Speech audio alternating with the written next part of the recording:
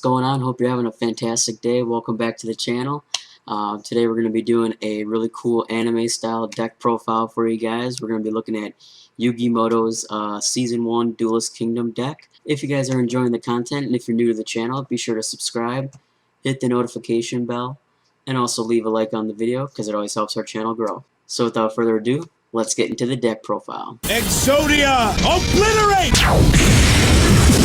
Alright guys, so like I mentioned in the intro, we're going to be looking at Yugi Moto's Season 1 Duelist Kingdom deck from the original anime. Before I get into it today, I want to preface the fact that this deck is absolutely not competitive at all. It's just for fun, and there's only one copy of each card in the deck, because that's how it was in the anime. Nobody in the anime except for Kaiba with his 3 Blue Eyes White Dragons and Zane Truesdale with his 3 Cyber Dragons ever ran more than one copy of a card in their deck, so this deck will just have one copy of each card. So to start off, we are playing all 5 pieces of Exodia, the Forbidden One.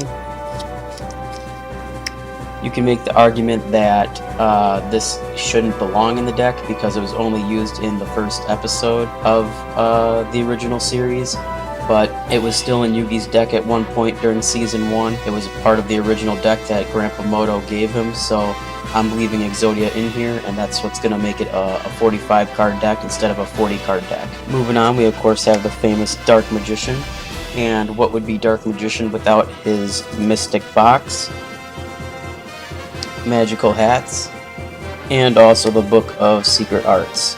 So the Book of Secret Arts just raises his attack by 300, and we all know from the anime what Magical Hats does. It just flips everything face down in defense, and you shuffle up the cards and your opponent tries to hit the target that they were going for. And of course, what would be Yugi's deck without the ritual monsters? So we have 1 Black Magic Ritual and 1 Magician of Black Chaos. We saw these 2 cards played in Yugi's match against Pegasus. Black Magic Ritual was actually the last card Yugi played before he passed out from the Shadow Realm overwhelming him, and Magician of Black Chaos was the monster that sealed Pegasus' fate and was able to destroy Thousand Eyes Restrict. Then of course for the other ritual monster we have Blackluster Soldier and his rituals card, Blackluster Ritual, which Yugi used to defeat Mai and her Harpy's pet dragon during the first round of the Duelist Kingdom playoffs. Then we have a fun little combo. We have the Summon Skull and Makiyu the Magical Mist. We saw this when Yugi dueled Weevil in his first official match on the Duelist Kingdom Island. Yugi played Makiyu to help dampen the field and drench the Great Moth, and then he used the Summon Skull's electrical attack to boost its strength and destroy the Great Moth, and therefore winning the duel for him. And of course we have to include the Curse of Dragon and the Burning Land card. Yugi used this combination against Mako Tsunami to destroy all of his remaining fish monsters after the ocean field had been destroyed. And then of course we have Gaia the Fierce Knight and Polymerization in the deck to help make Gaia the Dragon Champion, which we saw multiple times. Yugi made Gaia the Dragon Champion against Panic, and he also made Gaia the Dragon Champion against Joey Wheeler when they were in their final match during the final round of the Duelist Kingdom playoffs. Next we have Beaver Warrior, Feral Imp, and Griffor, and what all 3 of these monsters have in common is at one point Yugi used Horn of the Unicorn with them. Then we have Silver Fang and Mystical Moon. Yugi used Silver Fang and Mystical Moon when he faced off against Mako Tsunami, and I think he might have also used it when he faced off against Kaiba outside of Pegasus' castle, but I could be wrong about that one. I'm fairly certain he did use it though against Mako Tsunami. Then moving on, we have of course Kuribo and the magic card Multiply, which we saw Yugi use multiple times in Duelist Kingdom. He used it in his match against Kaiba outside of Pegasus' castle to help stop the attacking power of Blue Eyes Ultimate Dragon, and he also used Multiplying Kuribo when he faced off against Pegasus. When Pegasus' Thousand Eyes Restrict used its absorbing powers, it ended up absorbing all the Kuribos, the thousands of Kuribos that ended up covering the eyes, and then self-destructed on impact. Then we have Giant Soldier of Stone and the magic card Attack the Moon.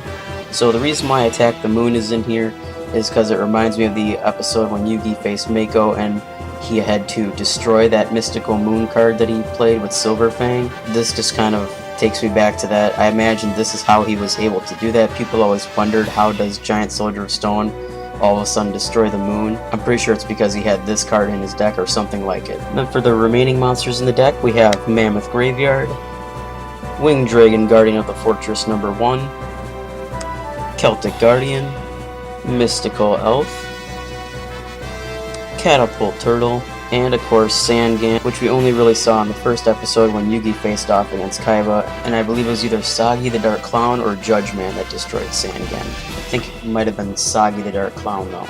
Then moving on to the remaining spells and traps in the deck, we have Swords of Revealing Light, Monster Reborn, good old Brain Control, which Yugi used against Mai's Harpy's Pet Dragon, Soul Release, which Yugi only used against Rebecca in his duel post the Duelist Kingdom arc to help defeat the Shadow Ghoul, Monster Recovery, which Yugi used against Weevil and when he also dueled Mai in the playoffs, Shift, which we saw Yugi use in his duel against Kaiba outside of Pegasus's castle, the Eye of Truth, again, same episode when he battled Kaiba outside of Pegasus's castle, the classic Spellbinding Circle, Horn of Heaven, which we saw him use in his duel against Bakura in the Shadow Realm.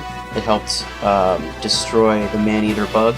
And then lastly, one of the most iconic trap cards in Yugi's deck, Mirror Force, which he used many times in Duelist Kingdom.